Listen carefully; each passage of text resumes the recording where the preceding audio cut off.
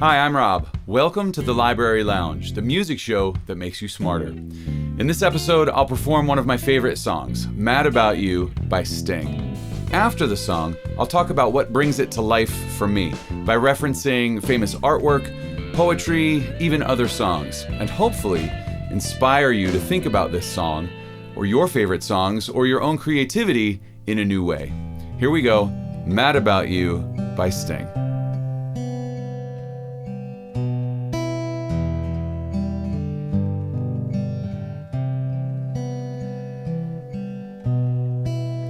Stone's throw from Jerusalem, walked a lonely mile in the moonlight.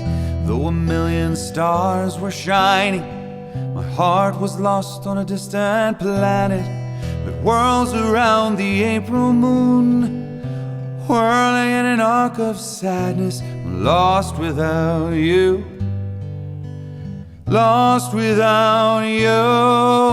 Though all my kingdoms turn to sand and fall into the sea, I'm mad about you, mad about you. From the dark secluded valleys, I heard the ancient songs of sadness. Every step I thought of you, every footstep only you, every star a grain of sand, the leavings of a dried up ocean. How much longer? Tell me how much longer? They say a city in the desert lies, the vanity of an ancient king.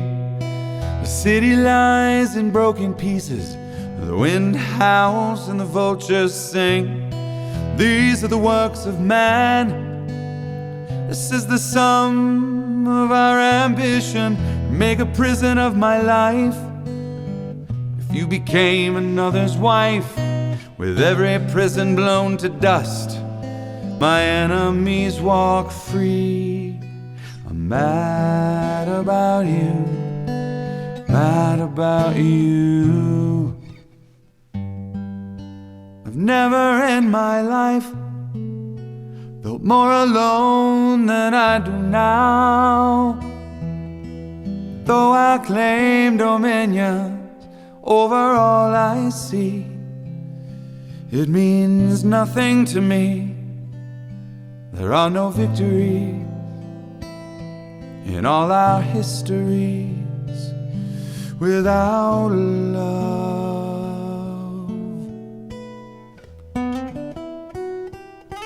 Stone's throw from Jerusalem, walked a lonely mile in the moonlight. Though a million stars were shining, my heart was lost on a distant planet that whirls around the April moon, whirling in an arc of sadness. I'm lost without you, lost without you. And though you hold the keys to ruin of everything I see, with every prison blown to dust, my enemies walk free. All my kingdoms turn to sand and fall into the sea.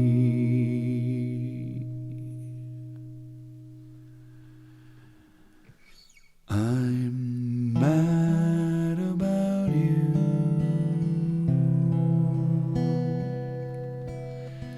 mad about you.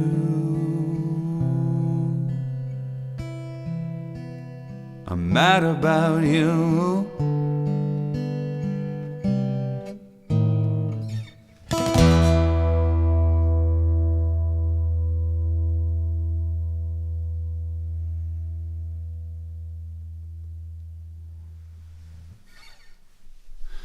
Okay, let's get nerdy.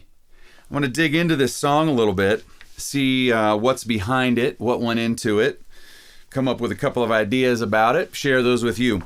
From Sting.com, Mad About You appeared on 1991's The Soul Cages album, and despite being released as a single in the UK, didn't trouble the top 50.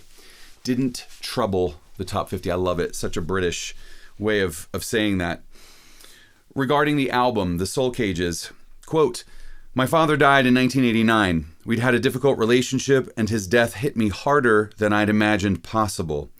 I felt emotionally and creatively paralyzed, isolated, and unable to mourn. I just felt numb and empty, as if the joy had been leached out of my life. Eventually, I talked myself into going back to work, and this somber collection of songs was the result." Pretty heavy stuff right there. About the song, Mad About You, quote, "The inspiration for the song was the story of King David, who at the height of his political power fell in love with someone else's wife. Only in the Bible can you get stories of such lust and power and greed, and I find that very inspiring in that sense." That's from the Timothy White radio session in 1991. And again, quote, "It's inspired by the story of King David and Bathsheba. These stories of murder and obsessive, jealous love appeal to me for some reason." Indeed. The story of David and Bathsheba is from the Old Testament. It's the second book of Samuel, chapter 11. I'm not going to read it to you here, but I'll give you a quick synopsis. The army was out of town fighting. David is at the palace by himself. He's restless and can't sleep. One night he goes for a walk on the roof of the palace, and he sees somewhere nearby, he sees a woman bathing. He's enthralled by her. He sends a message to her. He summons her to the palace.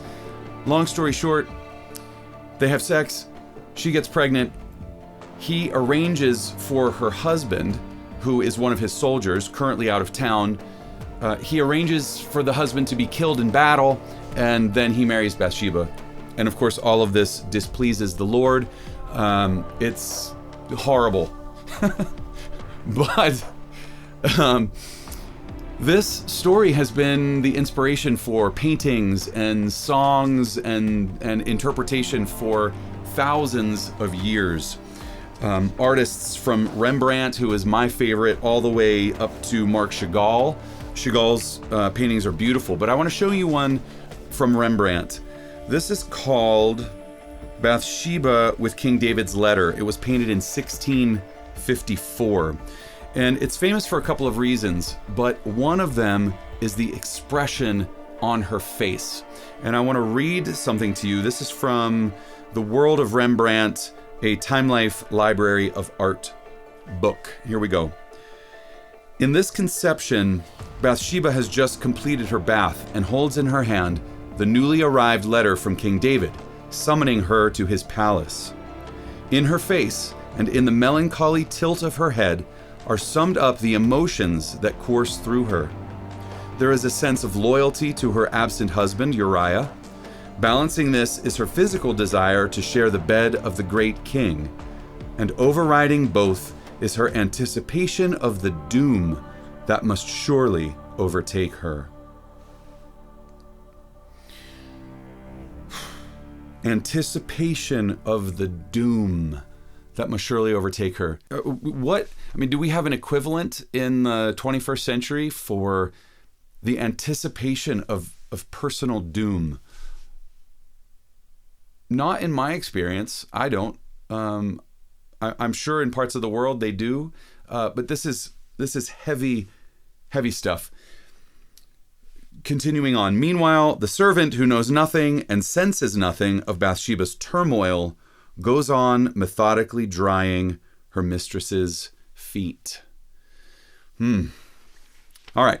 Here's a painting by another artist whose name was Jean-Léon Gérôme. He was a French painter. He died in 1904. His version was painted in 1889. And I'm showing this to you for two reasons. One, King David is included in the upper left of the image you can see. I'm assuming that's King David on his balcony. And the second reason I'm showing you this is because she's on a rooftop. And that leads into yet another great song, contemporary song, that deals with this same subject. Your faith was strong, but you needed proof. You saw her bathing on the roof Her beauty and the moonlight overthrew ya. She tied you to her kitchen chair. She broke your throat and she cut your hair. From your lips she drew the hallelujah. Hallelujah. Leonard Cohen released this song in 1984, very well known. It's been covered a million times. In a 2009 interview, he basically asked people to stop covering this tune. And he said, quote, "I think it's a good song, but too many people sing it." So there you have it. Now, I want to talk for a minute about madness. Song is called Mad About You. What is madness, or what could that mean in this context? Someone who we think is crazy, we could call mad. But I think in this song, it points toward something else, something that is referred to as spiritual madness or divine longing. Specifically, this song reminds me of Sufi poetry. A very famous Sufi poet is Rumi. Another is Hafiz. Rumi was alive and writing in the 13th century, Hafiz in the 14th century. A lot of their writing is around this idea of spiritual longing, divine longing. And in fact, one of the books of Rumi's poetry is called The Book of Love, Poems of Ecstasy and Longing. So there you go. Now here's a short poem by Rumi. It's called Some Kiss We Want. There is some kiss we want with our whole lives, the touch of spirit on the body. Seawater begs the pearl to break its shell, and the lily, how passionately it needs some wild darling. At night, I open the window and ask the moon to come and press its face against mine. Breathe into me. Close the language door and open the love window. The moon won't use the door, only the window. That translation is by Coleman Barks. You start to get a sense of this kind of ecstatic, passionate longing, this madness for the holy. Now, let's go full circle here. We go back to the Old Testament.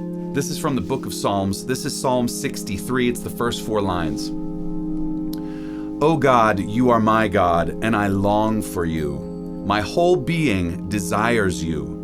Like a dry, worn out, and waterless land, my soul is thirsty for you. That is some intense desire and longing to the point of madness. Now, I love this.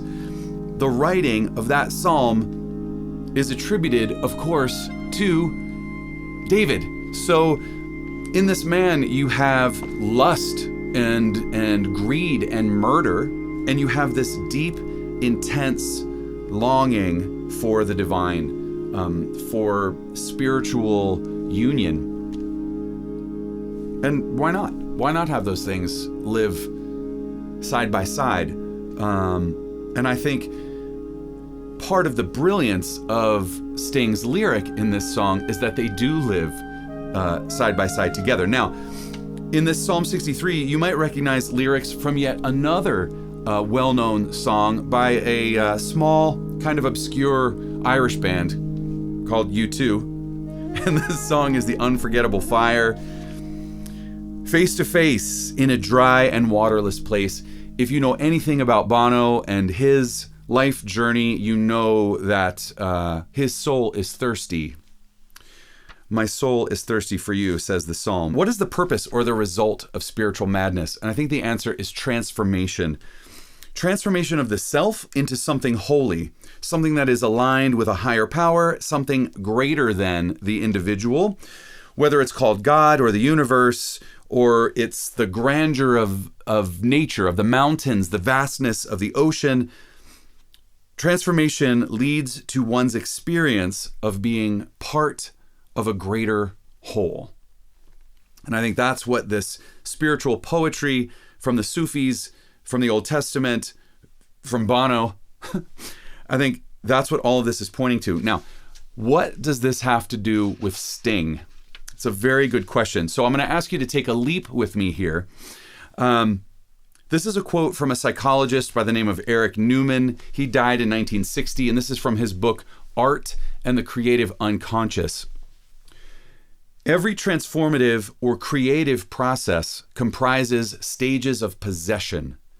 To be moved, captivated, spellbound, signify to be possessed by something. And without such a fascination and the emotional tension connected with it, no concentration, no lasting interest, no creative process are possible. Creativity requires an obsession, a passion, emotional tension. Now let's go back to Sting's quote on this. I felt emotionally and creatively paralyzed, isolated, unable to mourn, numb, empty. The joy had been leached out of my life. And again, these stories of murder and obsessive, jealous love appeal to me for some reason. Well, I have a guess about that.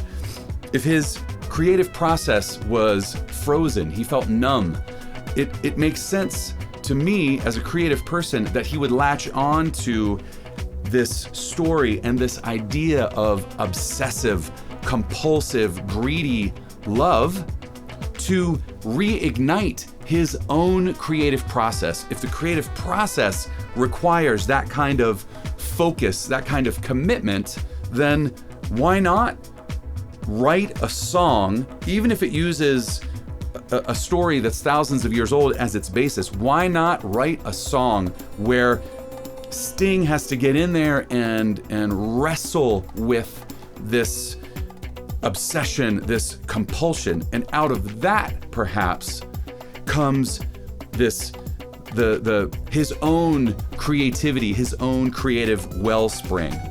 That's how he could use the madness of David and Bathsheba's story to transform his grief into creativity, his feelings of emptiness and isolation into creative movement, and reconnect himself and us to life just with a song. I think that's pretty cool. Now, I'm guessing, of course, I don't know Sting, and I don't know if he would have thought all the way through that. But here's what I love about this, and here's why I'm taking you through this exercise, because it's wonderful to me that music doesn't require any of the information that I've just shared, all of these references to paintings and poems and other songs. You don't need any of that to enjoy Sting's song, Mad About You, or to have it mean something very personal to you.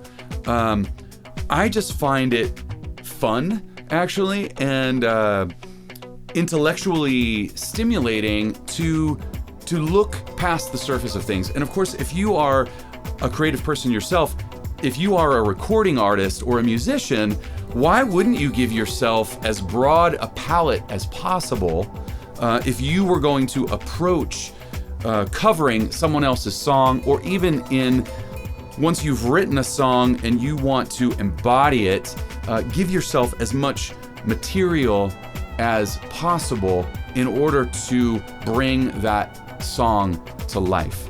So that's the whole idea behind Library Lounge and examining the songs that I love, and we'll get into some of the songs that I've written as well, and sort of just pop the hood and look underneath and see what makes things tick and where they get their creative juice, that creative fire. All right, well, I hope that gives you something to think about and inspires your creativity in some way to not just think about Sting songs or any other writer, but if you're a creative person, a songwriter or a poet that this web of emotion and ideas over the history of mankind, really, not to overstate it, but is so rich with meaning and feeling that it's fun to explore. Thanks for hanging out with me here in the Library Lounge. If you enjoyed this video, please like and subscribe below. If you really enjoyed this video, please consider visiting my Patreon page and supporting the program. We'll be back soon with another song and some more explorations of meaning and emotion and history and ideas. See you then.